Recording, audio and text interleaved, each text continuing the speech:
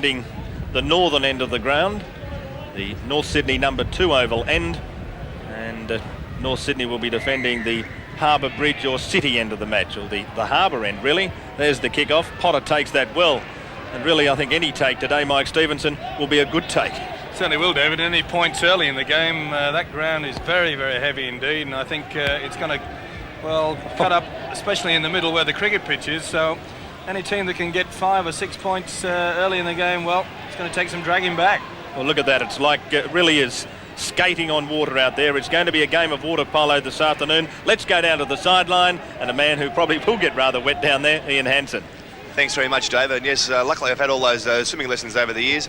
I've just had a wade across the field, and it is, as you said, and the viewers can see it, it's like an absolute quagmire. And the team with the best hands and also the best kicking game will probably come out winner today in a pretty tightly fought contest. It certainly looks, though, as we look out over the middle harbour, as if there's a bit of break in the cloud down there too. We might well be fortunate by half-time, at least at the moment there's no rain, and we might even see some clear skies later in the afternoon. But when you look down to the south and down behind the Harbour Bridge, it's certainly very black down there. Steve Mortimer with the ball, back towards the halfway line. It's Mark Bugden in a dummy half, and taking it up now is Peter Kelly, the prop forward. He's a player that's going to play a major part here, David. The front rows really from North Sydney and Canterbury Bankstown, they've really got to try to take a lot of pressure off. They can't expect fancy football in these conditions. And that's MacArthur, the North Sydney winger, and the kick at that time, Colin Whitfield. Being played with Halifax, obviously with Chris Anderson and Graham Eadie. No doubt Chris Anderson's influence had something to do with Whitfield coming to Australia and playing with the Canterbury club. He's got plenty of classes, this fellow, and he'd be a little bit sort of surprised to come away where it was sunshine in England, of all places, to weather here, David. First penalty of the afternoon goes North Sydney's way. It'll be a struggle even to find touch from there. It's just outside the quarter line. That's the quarter line there in the background. And even trying to find the touch line is not going to be easy. And talking about not being easy, David, I think Chris Mortimer playing an initial first grade game in the pack. A lot different from the three quarters. It's going to be interesting to see whether he can continue with the pace. Well, he's such a competitive player and such a good defender. I don't think that the change will hurt him too much. Now Bella taking the ball up. Martin Bella, he slipped that away. Wright didn't expect it, of course. Now Brockwell with the ball, and Brockwell's got the ball 10 metres inside Canterbury's territory. Well, he's another three-quarter that's fitted in quite well, although not with the same success as many of the other players. And there's Greg Florima's kick for the touchline, and he's found it 10 metres out from the Canterbury line. Over there in front of the Molly Dive stand, the members stand here at the North Sydney Oval. What a good kick that was. Certainly was, and a lot of confidence booster for this youngster. Slipping into the 5'8" position. Not that he doesn't know much about it. He's played a lot of junior football in that position. Canterbury coming up with a scrum winner. That's Steve Mortimer, who will play it there to Michael Potter. Of course, North Sydney, Mike, will have nightmares about Paul Langmack playing 5'8". We'll remember the first match of the season on ABC television. Oh, a bad mistake there from Pat Jarvis as he dropped that. North Sydney with the ball. So for the first time in the afternoon, we're going to see its side at least get inside the opposition's quarter area. And that's Clayton Friend who's tackled. In fact, he's lost the ball, and it's going to be a penalty. And this will be John Dora, who's chance to kick for goal. And this will be a vital kick. They've already tried a few fullbacks though this year, North. I think they've had Paul Conlon, John MacArthur, Steve Casey, Mark Cannon, and they've all finished up succumbing to injury. So Dorahy, the 5th player to play fullback this year. The chance to put the Bears in front. It's high, it's great, it's 2 points. And so North Sydney take an early lead after 5 minutes of play, leading Canterbury Bankstown by 2 points to 0. Langmack. That's Stephen Folkes. Well, it really all is going to boil down to stamina, David, and of course North Sydney with that lead 2 points to 0. And believe you me, they're valuable in such conditions. That's Farah. Actually, the incredible thing though, Mike, in the early games today we saw the under-23s go to North 30-22, and Canterbury won the reserves 18-8, so we did see a lot of points even in these conditions. Well, there's a tendency to, like with being a hard ground as well as it being exceptionally wet. Whitfield taken out of the play after he kicked that through, and the penalty's going to Canterbury. You can see that. Well, there's no doubt about it. I'm not saying that all Australians hate pommies, but But he certainly made his mark. Welcome to Sydney, my son. So Whitfield, the chance to make it 2-all. There's the kick. He's got a fair bit of height and distance. And the touch judges agree. It's 2-all at North Sydney Oval. North Sydney 2, Canterbury Bankstown 2.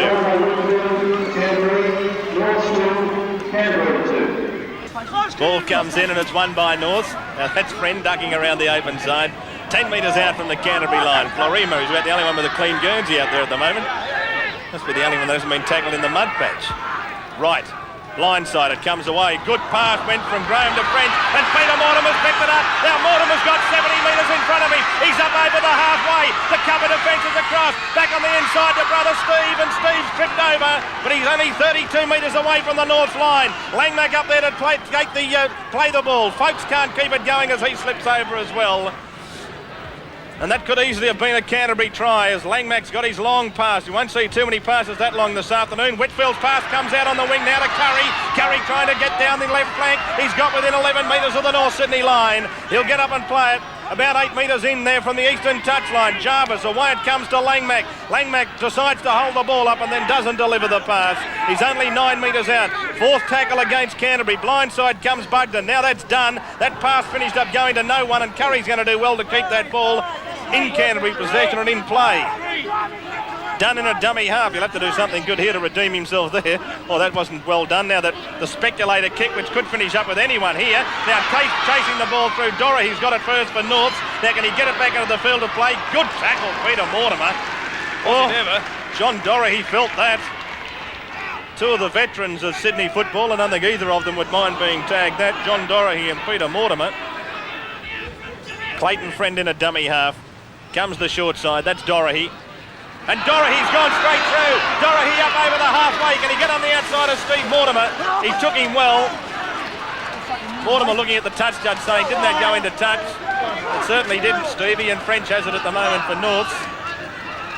Not that the touch judge could probably see either, but certainly from this angle it didn't look as if he crossed the touchline. Well, he didn't, David, and I can't understand how Steve Mortimer could have seen. He was just going through about 84 gallons of water at the time. Florima kicking for touch.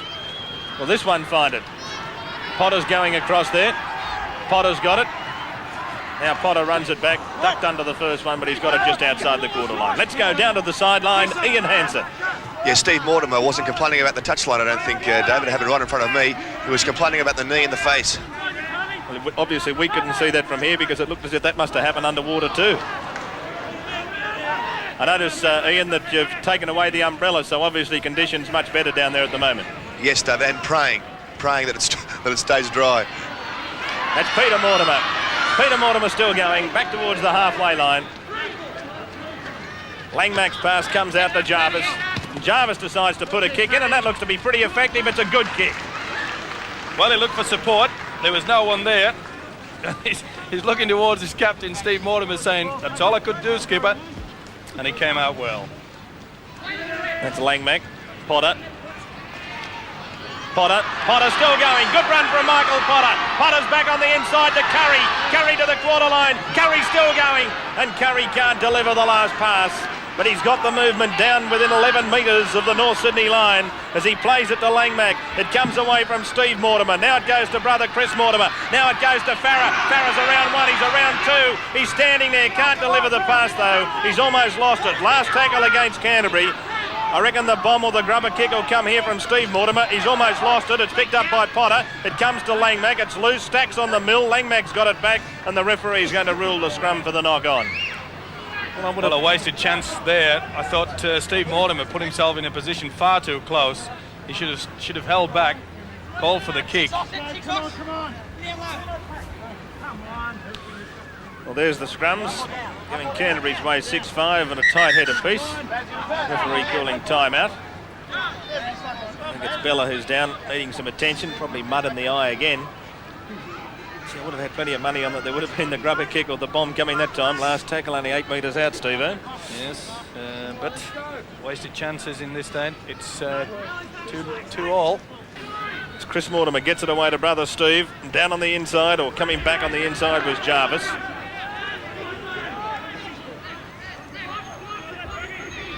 Bugden again at dummy half. That's Kelly. He's gone without it. It's picked up by Potter. The referee says play on as Potter's got his pass away. It's gone loose. It's been towed across field really by Whitfield. Thought he was back playing soccer. There's a fight on. There's a blue on the back play, but we'll stick with the football as Whitfield has the ball over on the quarter line. I notice that the touch judge is across there.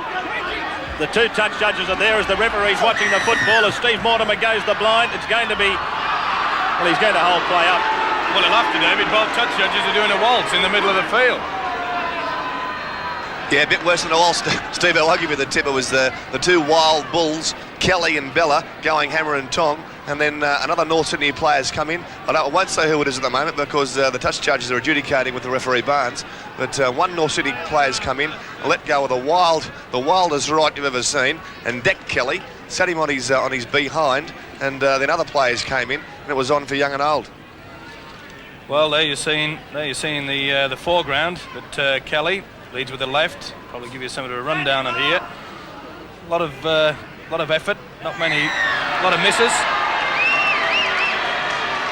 Well, the penalty going North Sydney's way, which of course pleases the fans. Brought a bit of warmth to the players, no doubt. And have a look at some, especially Kelly and Bella. Have a look at this tackle count at the moment. Paul Dunn's got through 21, Pat Jarvis 16 and Steve Folkes 13 for Canterbury. While for Norths, Mark Graham 15, Simon Brockwell 14 and Greg Florim at 12. Well, in these conditions, David, you don't expect the wingman to be doing much.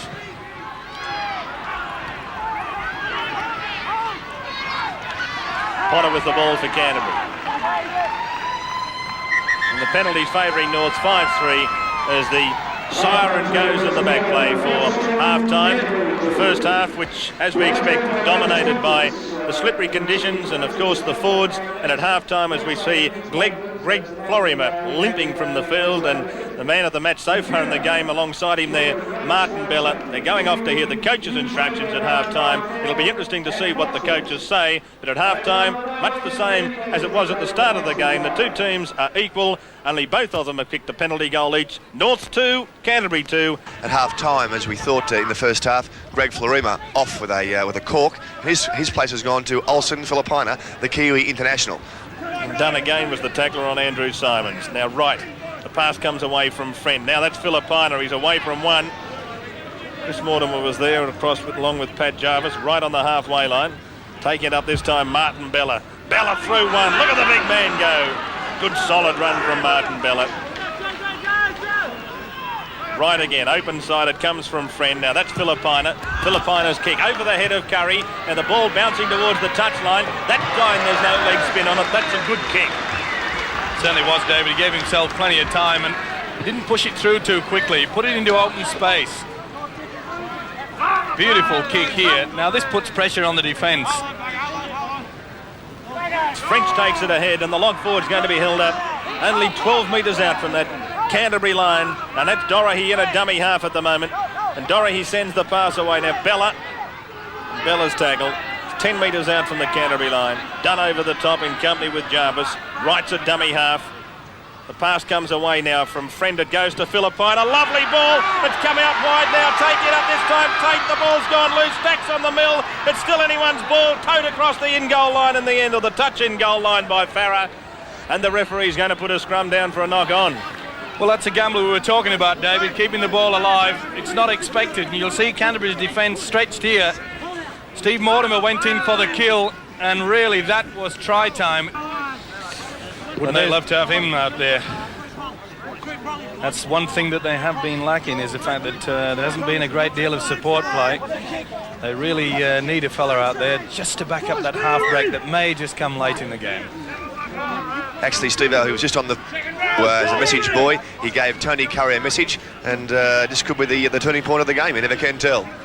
Well, North Sydney got the ball just inside Canterbury's territory. Steve-O talking about how much Canterbury would like to have Terry Lamb out there at the moment.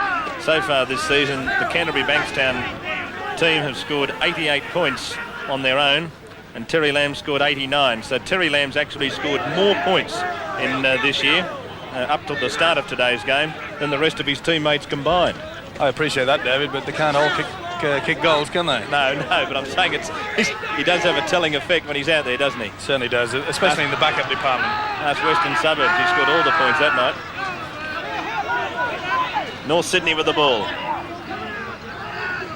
So it comes away from right at the friend. That kick coming down towards Peter Mortimer. Oh, Mortimer's missed it. It's loose. Here's a chance for North Sydney. Coming through, Casey trying to tow it into the in-goal area. There's still desperation from all players. It's a try to North Sydney, and it's scored by MacArthur. Well, I said earlier, David, I was surprised that neither side had utilised the old-fashioned bomb, as we call it now. But it certainly came up trumps for North Sydney. MacArthur getting a very valuable try. Now the ball was spin out wide, and here's the halfback, the Kiwi, puts the ball high. It's the first bomb of the day. It wasn't taken well. Good play by Filipina there to keep the ball alive. I was a bit critical at first of Steve Casey. I thought he should have dived on it. And there's the wingman for it. Now you'll see both North Sydney players coming in here. They both put him under a lot of pressure. I suppose he could claim that he could have been interfered. But Casey, well, he tried to kick it. Mortimer was in the way. Now then, Potter did get his hands to it. I don't think he forced it though. Well, it wasn't deemed to be forced, David. There's 4 points extra on the North Sydney scoreboard. It's his second try for the year, and joining on the spot was John MacArthur, that's for sure.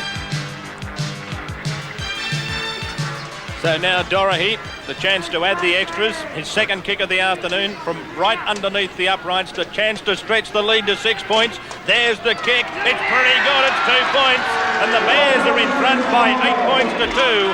North Sydney 8. Canterbury bangs down 2. And we've had 17 minutes play of the second half. Let's go down to the sideline again. Ian Hansen.